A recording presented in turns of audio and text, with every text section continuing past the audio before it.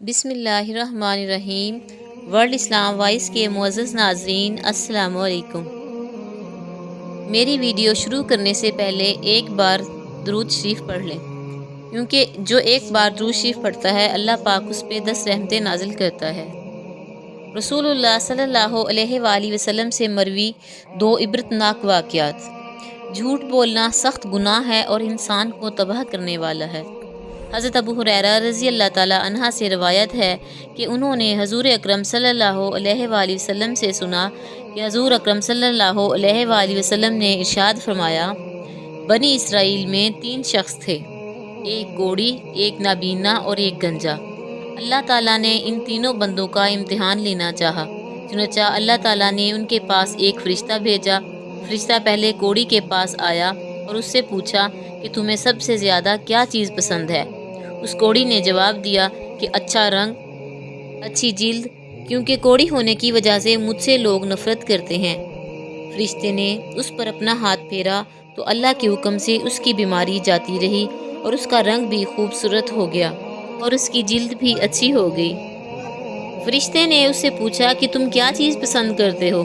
اس نے کہا کہ اونٹ، چنانچہ اسے حاملہ اونٹنی عطا کی گئی اور کہا گیا کہ اللہ تعالیٰ تمہیں اس میں برکت دے گا۔ پھر فرشتہ گنجے کے پاس گیا اور اس سے پوچھا کہ تمہیں کیا چیز پسند ہے؟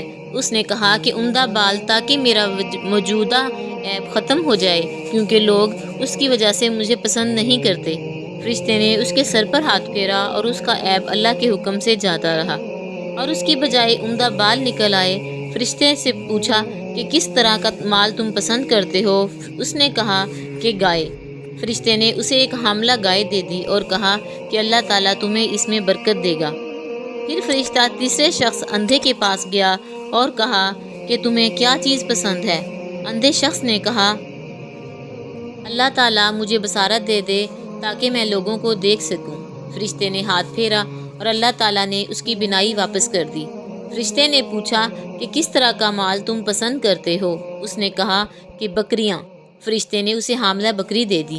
تینوں جانوروں کے بچے پیدا ہوئے اور کچھ عرصہ میں اتنی برکت ہوئی کہ کوڑی کے اونٹوں سے اس کی وادی بھر گئی اور گنجے کی گائے بیل سے اس کی وادی بھر گئی اور اندھے کی بکریوں سے اس کی وادی بھر گئی۔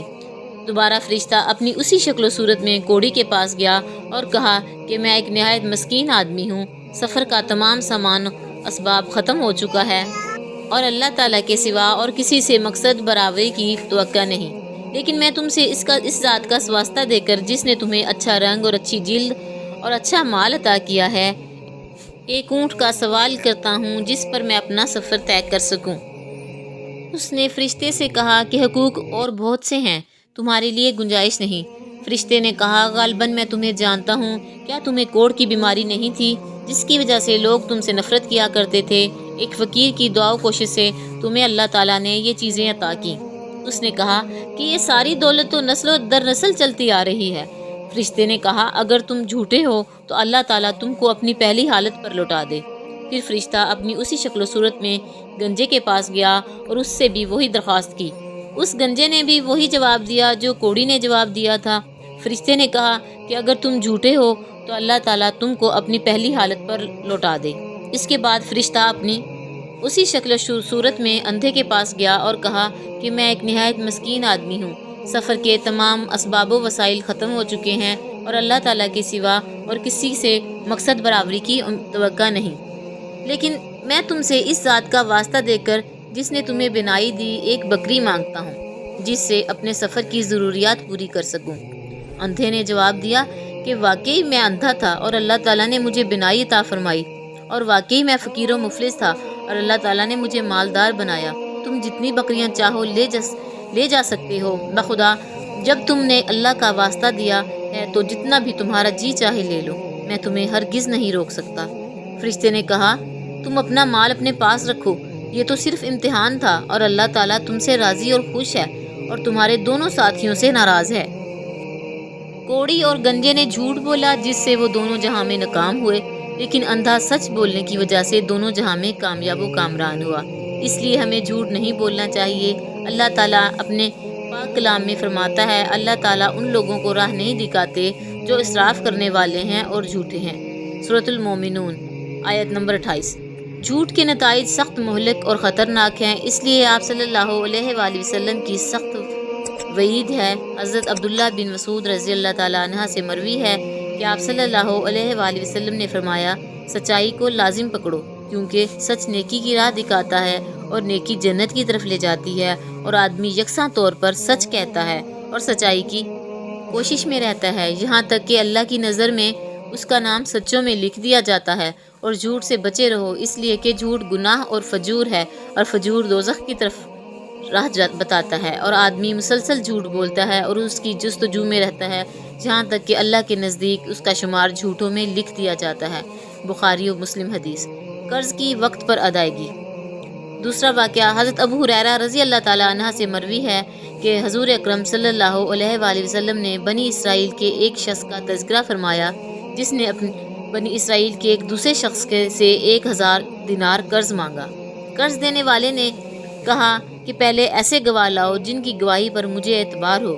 قرض مانگنے والے نے کہا کہ گواہ کی حیثیت سے تو میرا اللہ ہی کافی ہے، اور ضامن کی حیثیت سے بھی بس اللہ تعالیٰ ہی کافی ہے۔ قرض دینے والے نے کہا، تم نے سچی بات کہی، اور وہ اللہ تعالیٰ کی گواہی اور ضمانت پر تیار ہو گیا۔ چنانچہ ایک متعین مدت کے لیے انہیں قرض دے دیا۔ یہ صاحب قرض لے کر دریائی سفر پر روانہ ہوئے اور پھر اپنی ضرورت پوری کر کے کسی سواری یعنی کشتی وغیرہ کی تلاش کی تاکہ اس سے دریا پار کر کے اس متعینہ مدت تک قرض دینے کے پاس پہنچ سکیں اور ان کا قرض ادا کر دیں، لیکن کوئی سواری نہیں ملی۔ جب کوئی چارہ نہیں رہا تھا تو انہوں نے ایک لکڑی لی، اس میں ایک سوراخ بنایا، پھر 1000 دینار اور ایک خط اس مضمون کا کہ ان کی طرف سے قرض دینے والے کی طرف یہ دینار بھیجے جا رہے ہیں، اس میں رکھ دیا اور اس کا منہ بند کر دیا اور اسے دریا پر لے کر آئے۔ پھر کہا، اے اللہ، تو خوب جانتا ہے کہ میں نے فلاں شخص سے 1000 دینار قرض لیے تھے، اس نے مجھ سے ضامن مانگا تو میں نے کہا تھا کہ ضامن کی حیثیت سے اللہ تعالیٰ کافی ہے، تو وہ تجھ پر راضی تھا۔ اس نے مجھ سے گواہ مانگا تو اس کا جواب بھی میں نے یہی دیا کہ اللہ تعالیٰ گواہ کی حیثیت سے کافی ہے، تو وہ تجھ پر راضی ہو گیا تھا۔ اور تو جانتا ہے کہ میں نے بہت کوشش کی کہ کوئی سواری مل جائے جس کے ذریعے میں اس کا قرض معین مدت پر پہنچا سکوں، لیکن مجھے اس میں کامیابی نہیں ملی، اس لیے کہ اب میں اس کو تیرے ہی سپرد کرتا ہوں کہ تو اس تک پہنچا دے۔ چنانچہ اس نے وہ صندوق کی شکل میں لکڑی جس میں رقم تھی دریا میں بہا دی، اس یقین کے ساتھ کہ اللہ تعالیٰ اس امانت کو ضائع نہیں کرے گا۔ اب وہ دریا میں تھی اور وہ شخص واپس جا چکا تھا، اگرچہ فکر اب بھی یہی تھی کہ کسی طرح کوئی جہاز ملے جس کے ذریعہ وہ اپنے شہر جا سکے۔ دوسری طرف وہ صاحب جنہوں نے قرض دیا تھا اسی تلاش میں بندرگاہ آئے کہ ممکن ہے کوئی جہاز ان کا مال لے کر آیا ہو، لیکن وہاں انہیں ایک لکڑی ملی، وہی جس میں مال تھا جو قرض لینے والے نے ان کے نام بھیجا تھا۔ انہوں نے وہ لکڑی اپنے گھر کے ایندھن کے لیے لے لی، پھر جب اسے چیرا تو اس میں سے دینار نکلے اور ایک خط بھی۔ کچھ دنوں بعد وہ صاحب جب اپنے وطن پہنچے تو قرض خواہ کے جہاں آئے اور دوبارہ 1000 دینار ان کی خدمت میں پیش کر دیے اور کہا کہ بخدا میں تو برابر اسی کوشش میں رہا کہ کوئی جہاز ملے تو تمہارے پاس تمہارا مال لے کر پہنچوں، لیکن مجھے اپنی کوششوں میں کوئی کامیابی نہیں ملی۔ پھر قرض خواہ نے پوچھا، اچھا یہ تو بتاؤ کوئی چیز بھی میرے نام آپ نے بھیجی تھی؟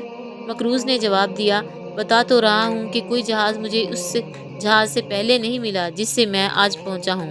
اس پر قرض خواہ نے کہا، پھر اللہ تعالیٰ نے بھی آپ کا وہ قرض ادا کر دیا جسے آپ نے لکڑی میں بھیجا تھا۔ چنانچہ وہ صاحب اپنے 1000 دینار لے کر خوشی خوشی واپس ہو گئے۔ قرض لیتے اور دیتے وقت ان احکام کی پابندی کرنی چاہیے جو اللہ تعالیٰ نے سورۃ البقرہ کی آیت نمبر 282 میں بیان کیے ہیں۔ یہ آیت قرآن کریم کی سب سے لمبی آیت ہے۔ اس آیت میں قرض کے احکام ذکر کیے گئے ہیں۔ ان احکام کا بنیادی مقصد یہ ہے کہ بعد میں کسی طرح کوئی اختلاف پیدا نہ ہو۔ ان احکام میں سے ایک اہم حکم قرض کی ادائیگی کی تاریخ میں بھی متعین کر لی جائے۔ قرض لینے کے لیے ضروری ہے کہ وہ ہر ممکن کوشش کر کے وقت پر قرض کی ادائیگی کرے۔ اگر متعین وقت پر قرض کی ادائیگی ممکن نہیں ہے تو اس کے لیے ضروری ہے کہ اللہ تعالیٰ کا خوف رکھتے ہوئے قرض دینے والے سے قرض کی ادائیگی کی تاریخ سے مناسب وقت قبل مزید مہلت مانگے۔ مہلت دینے پر قرض دینے والے کو اللہ تعالیٰ اجر عظیم عطا فرمائے گا، لیکن جو حضرات قرض کی ادائیگی پر قدرت رکھنے کے باوجود قرض کی ادائیگی میں کوتاہی کرتے ہیں ان کے لیے حضور اکرم صلی اللہ علیہ وآلہ وسلم کے ارشادات میں سخت وعیدیں وارد ہوئیں، حتیٰ کہ آپ صلی اللہ علیہ وآلہ وسلم نے ایسے شخص کی نماز جنازہ پڑھنے سے منع فرمایا تھا جس پر قرض ہو، یہاں تک کہ اس کا قرض ادا نہ کر دیا جائے۔